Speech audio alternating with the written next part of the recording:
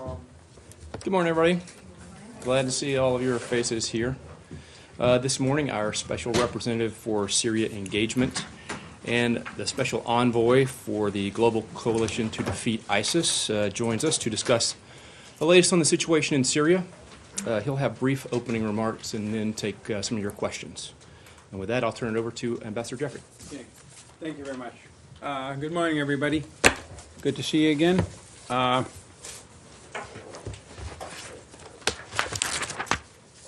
I'll do both Iraq from the standpoint of the coalition to defeat Daesh, which is one of my responsibilities, and Syria. On Syria,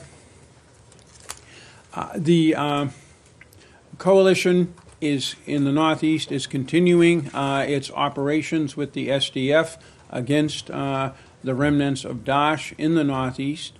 We have seen no particular uptick in Daesh activities in the northeast, nor have we in Iraq, but I'll get to that in a second. And as I said, normal operations are continuing in the northeast. We continue our deconfliction with the Russians. The northeast has gotten more complicated, so we have considerable ground as well as the air deconfliction. We've had air deconfliction with the Russians in Syria for years now. That's continuing on. There have been a few stories in the media about that, particularly in the Qamishli area up in the north. And of course, we still have our agreement with the Turks, the October 17 ceasefire in their Peace Spring area. That whole region has been very, very quiet of late. We watch it. We coordinate with the Turks on that as well. So that's the situation in Syria. The main development is a political development and a humanitarian development issue, which is a little over a week ago. We did a new UN resolution on humanitarian access to non-regime areas of Syria, 2504, where the Russians blocked two crossings, the one that we had been doing in the south through Jordan, although that was inactive, but a very active one, particularly for medical supplies to the northeast, up along the Iraqi northeast Syria border. And the Russians also insisted that we look at this again in 6 months concerning the last two humanitarian UN-approved corridors into non-regime areas, which are in the northwest into areas that the Turks have control over. We're very, very concerned and unhappy about this. We've put out statements. Our permanent rep to the United Nations, Kelly Craft, has issued a statement, an explanation of votes, so it's all on the record. In terms of Iraq, there was just a briefing in the Pentagon, or I mean, this may have been in the field, by the Deputy Commander of CJTF OIR, General Drinkovich, on the current state of where we are in the field there, but I'll just touch on that from the political standpoint. But again, for more details, you should turn to DOD. Coalition operations have been primarily on pause in Iraq as we focus on force protection and looking into the way forward with the Iraqi government after the non-binding vote by the Council of Representatives on the withdrawal of U.S. and thus coalition forces. We are, as I said, focusing on force protection. We have not seen an uptick in violence in Iraq by Daesh in this period. They haven't taken advantage of it as far as we can see. The Iraqi armed forces are continuing to conduct operations. There were 6 significant ones in the last 24 hours. They've been using F-16 aircraft and other combined arms operations quite effectively. There is, of course, a dialogue between our people in the coalition and the Iraqi forces. We exchange information at various levels, but again, as he pointed out, operations are primarily paused for the moment. We are working with Secretary General Stoltenberg of NATO on ways that NATO can respond to the President's call for a bigger role in Iraq and elsewhere in the Middle East by NATO. There was a NATO team in Iraq. Stoltenberg has had a conversation in Davos with President Barham Saleh.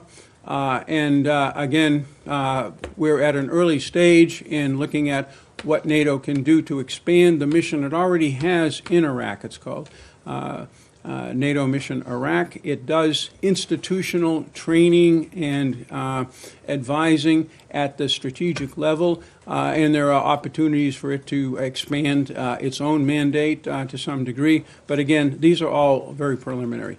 I'll stop there and open it up for questions. Matt. Thanks. Ambassador, I take it, and I want to make sure that I get this correct, that you have not seen, at least as it relates to your portfolio, any significant, other than the pause that you mentioned, impact of the Soleimani killing in Iraq, or for that matter, in Syria. And then secondly, has the Iraqi quote-unquote demand for U.S. withdrawal proceeded at all? Is there any movement on that, or are you guys just hoping it'll go away? That may be a question, at least the first part of the second half of your question is something for the Iraqis. The second part of it is, I never assume anything just goes away. We exist to try to shape events as well as react to them. In terms of attacks, we've seen a few shellings of coalition, of bases where coalition forces are located. Other than several at the American Embassy compound a couple of days ago, they have been intermittent, the kind of thing that we are all been used to in our years in Iraq. Nothing like the very targeted, precise 30 plus rocket attacks we were seeing in those 11 incidents that led up to our response last month. So this month. Last month and this month. But so for the moment, that front is fairly quiet. In terms of what the Iraqis are doing, they formed a committee to pursue the issue of,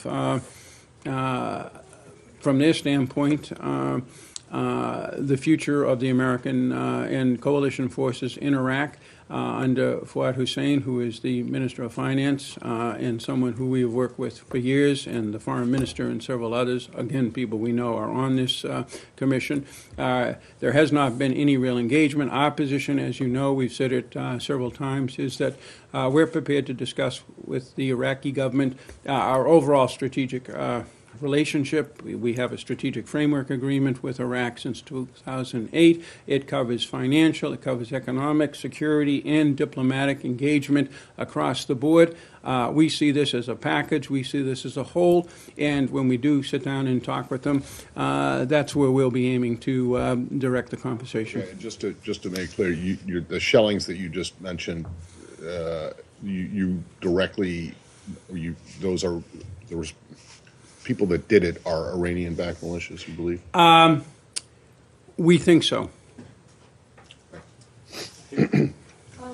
Ambassador, in the light of the Iranian attack on the military base in Iraq and the demand by the Parliament for the U.S. to withdraw, can you just give us an idea about your coordination with other coalition countries? Because I believe they signed different agreements with the Iraqi government. Are you worried that the coalition might unravel in the light of this attack, that some countries might withdraw? Not at all. The coalition members, we've been in touch with many of them. They believe in the mission of defeating Daesh. No one thinks, and we've covered this many times here since last March, no one thinks that just with the demise of the physical caliphate that Daesh is finished. There's somewhere between, and you've seen various numbers, I'll throw out 14,000 to 18,000 Daesh fighters active between Syria and Iraq.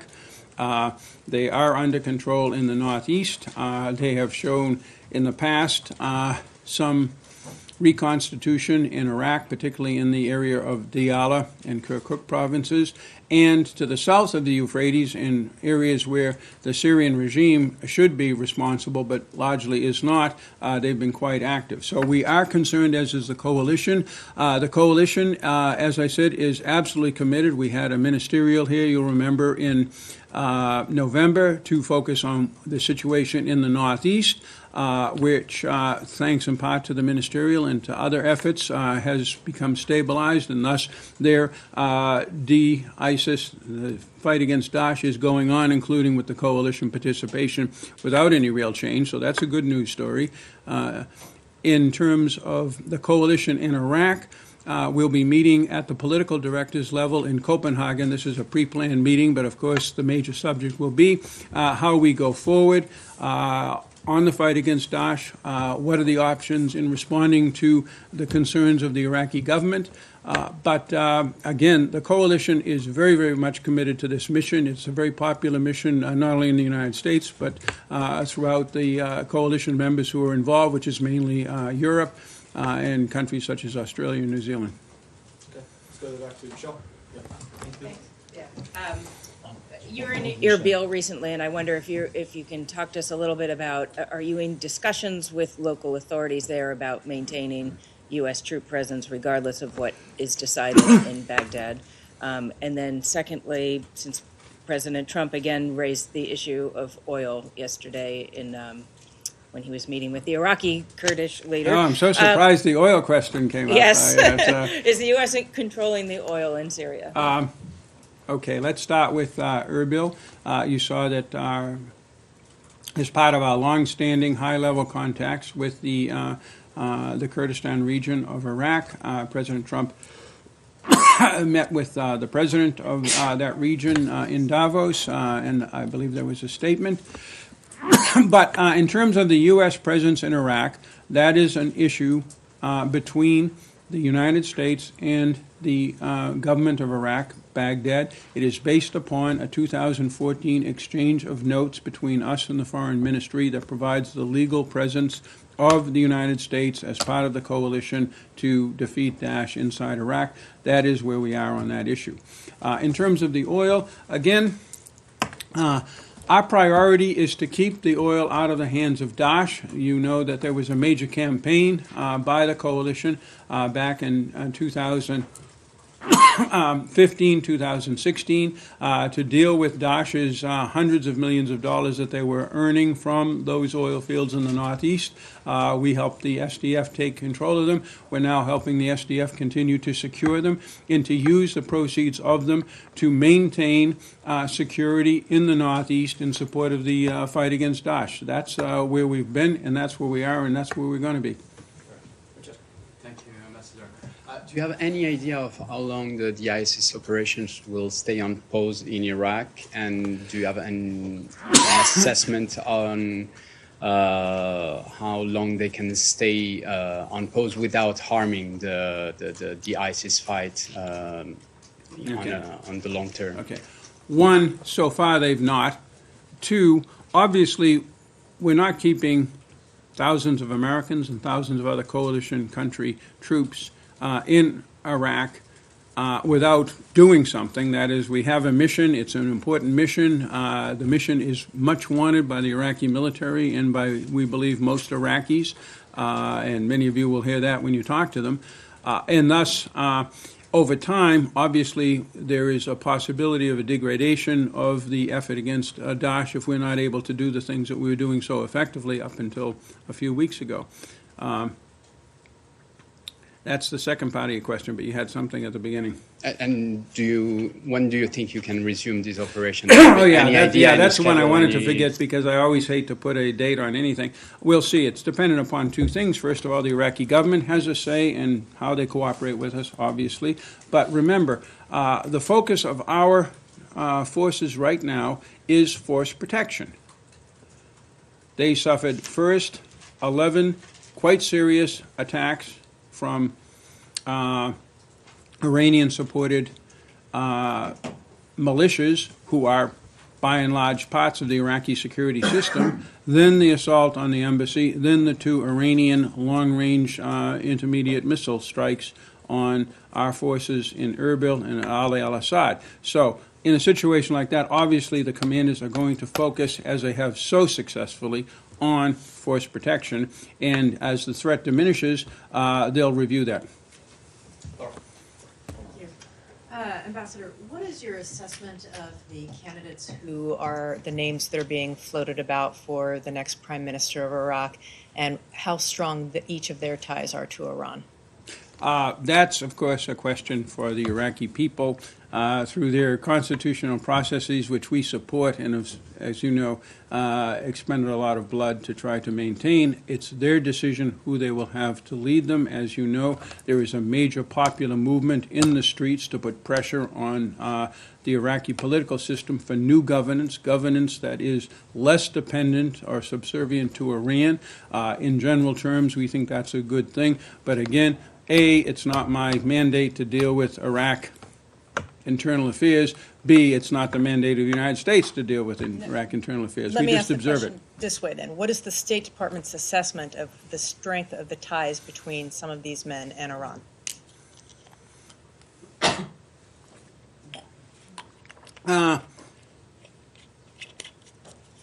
We take a look, obviously, at anybody in any country who is in the running for a senior position in terms of what we can expect from that person on the U.S. country X portfolio and where that person is on a lot of other issues that are of concern to us. We do that. That's classic diplomatic reporting. It's a big mission for our embassy in Baghdad and for any other embassy. But I want to differentiate between us knowing what's going on to the extent we can and us trying to have a role in anything. There is a huge red line between the two. Right here. Thank you, Mr. Ambassador. I have actually just a couple of quick questions. Yesterday, President Trump, while sitting with President of Kurdistan, Necirvan Barzani, he said, quote, "I appreciate everything you have done to keep the safe zone as safe as possible." Can you please explain what role Iraqi Kurdistan has done in vis-a-vis the safe zone in Syria? And also, today, Necirvan Barzani in Davos, he said resurgence of ISIS is a serious problem. Do you share his assessment? Thanks. The risk of the resurgence of ISIS is a very big problem. As I said, we have emphasized that ever since the physical caliphate was defeated along the Euphrates in March of last year.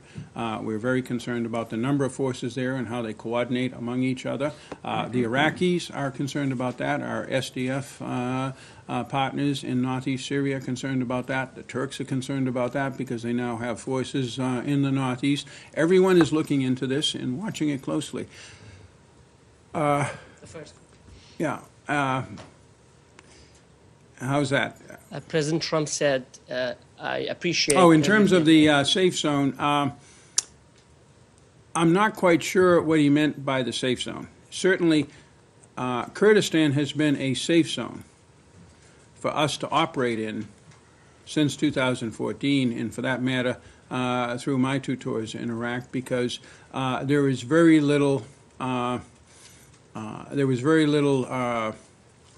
Iraqi insurgency in Kurdistan in the period up to our military departure in 2011, and there is not a significant presence of these pro-Iranian Iraqi militias there who we believe and we know have been responsible for shooting at our coalition forces. So therefore, our forces are, generally speaking, safer in that part of Iraq. Now, you, of course, know that the Iranians did fire several missiles into the Erbil airport area during their retaliation against us.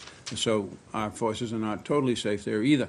Now, in terms of northeast Syria, the Kurdistan Regional Government has been very supportive in a number of ways of political outreach there, of our logistical support and such, as has the government of Iraq. The government of Iraq is very supportive of what we've been doing in northeast Syria because they know that is keeping the Daesh forces in Syria from their throats, and that, of course, is where they came in 2014 to overroll Mosul and much of the Euphrates, much of the Tigris Valley.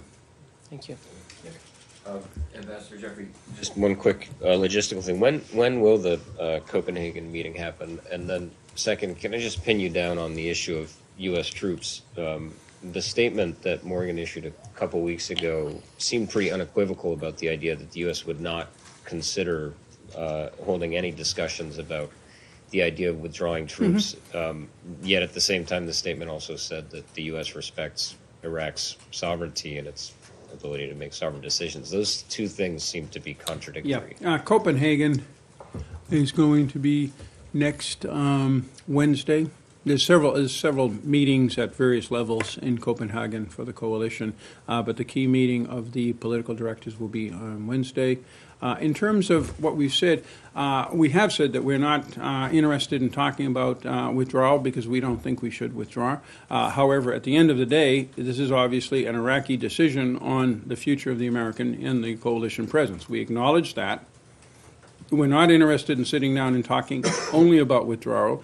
Any conversations that the Iraqis want to have with us about the United States and Iraq, we believe should and must cover the entire gamut of our relationship, which goes way beyond our forces, goes way beyond security, which is far greater than just our forces there and just the fight against Daesh. It's the long-term re-equipping of the Iraqi military forces. It's the regional agenda. It's our diplomatic support of Iraq, our financial, our monetary. It goes on and on. So are you suggesting that there's a link if Iraq demands that U.S. forces leave, the U.S. would then stop with military support, economic support? Oh, heavens, I would never say anything like that. I'm just telling you that the position of the U.S. government, I think Joey Hood is the last person, our Principal Deputy Assistant Secretary for the Near East, to say if we are interested in having discussions with Iraq on the whole gamut of our relationship, and he ticked off the same things I did. Okay. Thank you.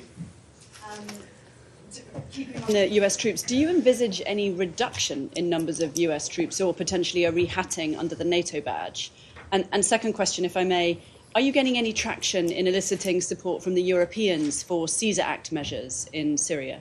On Caesar, we're still in the early stages of implementation. I'll be going out next week to Brussels to talk about sanctions and other economic issues related to keeping the pressure on the Assad regime, which, as you've seen with the Idlib offensive, as you've seen with their actions by their Russian allies in blocking humanitarian crossings, we need to put a lot of work into, and we see the Caesar Act as a very important lever to do that, and we'll be talking with the Europeans, who are also, of course, implementing sanctions against the Assad regime and are contemplating additional ones, so we'll have an exchange on that. And then your first question was? Maybe reducing troops in Iraq or Yeah, that's rehatting under another one NATO? I wanted to duck, and thus pushed it from my memory. I would say that at any time the commander in the field is evaluating what his or her mission is and the forces available troops to task. And that's under review. It's been under review for some time, way before all of these things that we're here talking about and have been talking about for the last several months came up, starting, say, with the October 9th Turkish incursion. The CJTF was looking at moving to various phases because in counterinsurgency or similar operations, there were various phases they were looking to develop. But by and large, we're planning on continuing, assuming all goes well with the Iraqi government, a very similar coalition operation into the future. Now, NATO is looking at, and we are working with them on that, of course, as a NATO member state, and also the country whose commander-in-chief / head of state proposed that NATO do this, on how NATO could play a bigger role. NATO, of course, involves not just U.S. troops usually, but it also involves most of the same countries who are now in the coalition. So there may be a shift between, at some point, hypothetically, between the number of forces under the NATO rubric and the number of forces under coalition. But this is all hypothetical now. It's a very early stage in the discussions. You mentioned something in passing. I wondered if you could elaborate on it because it was new to me.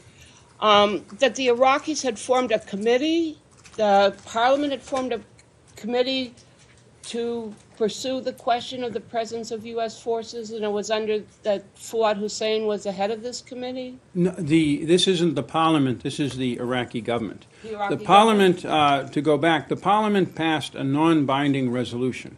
The agreement we have to be present in Iraq as part of the coalition is not with the Iraqi parliament. Unlike the 2008 SOFA agreement, or the security agreement, which was passed by the Parliament.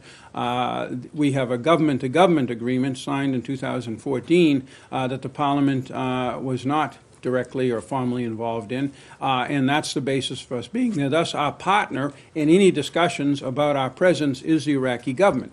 To carry out those discussions, when and if they occur, the Iraqi government has formed this committee. And under Fuad Hussein, the chair. Right. And did the president's discussions with Barham Saleh have any impact on this issue yesterday? I haven't seen a detailed readout. The fight against Daesh and the role of Iraq and the United States, including the Kurdistan Regional Government in that fight, is almost always a part of any conversation we have with any Iraqi. Okay, time for one more. Michael.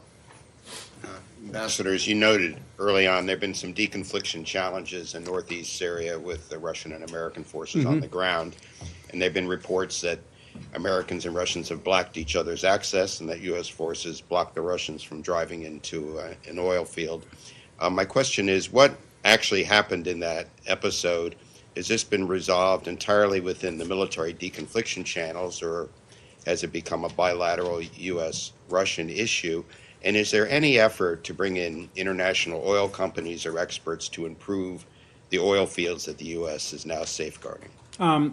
The Syrian Democratic Forces, specifically the Autonomous Administration of Northeast Syria, manages these oil fields, and they manage any efforts to try to figure out ways to update, modernize, or expand these fields, and it's probably better to talk to them. We're not brokering any effort with anybody, any third country or anything right now. We know that there are third countries who are interested, who have gone in there. There are American firms who have asked for OFAC licenses. This goes back years, Michael. And so some of that stuff is continuing, but there is no major new effort on that. In terms of the deconfliction, we've had, as you know, deconfliction agreements with the Russians for years. They've mainly involved air operations, primarily, as they didn't fly over the Northeast, are flying over the rest of the country. And there were hiccups from time to time, but by and large it went smoothly. There were ground deconfliction problems in Manbij beginning about 14 months ago as the Russians moved into the southeastern part of that perimeter. At one point we intercepted a Russian major general who was driving towards the town of Manbij, but it was all dealt with in these military-to-military channels. We follow here at the State Department these military-to-military channels. We have very brief discussions at the political or at the foreign ministry level of when we're talking about everything we're doing with the Russians or sometimes in conflict with the Russians, such as at the UN Security Council. We just check the box and say, okay, our deconfliction efforts are continuing. They are important. Both sides acknowledge that they're important. In terms of the situation involving these ground convoys, once you got Russian forces in much of the Northeast as part of the agreement with the SDF after the Turks came in to have Russian and regime forces play a more active role, particularly on the perimeters of the Turkish Peace Spring area, you then had to have much more detailed ground deconfliction rules, lines where people should not cross without permission, lines where people can go, never roads when they're open, when they're not, and particularly if you look at the map up in Kamishli, that is where all of the roads come together, and also pre-existing regime and Russian forces, newly deployed Russian and regime forces, and our forces, including one of our major airfields and our headquarters, all come together. There's a lot of patrolling there, and a small number of these mini patrols and mini coordinations and many encounters, in the most anodyne sense of the word encounter, have led to minor dust-ups, nothing serious, nothing particularly threatening, and they all get worked out at military channels, sometimes at the colonel level, sometimes at the one-star level, sometimes at the three-star level, but at the military level. All right. Thanks, everybody. Appreciate it. Thank you. Thank you.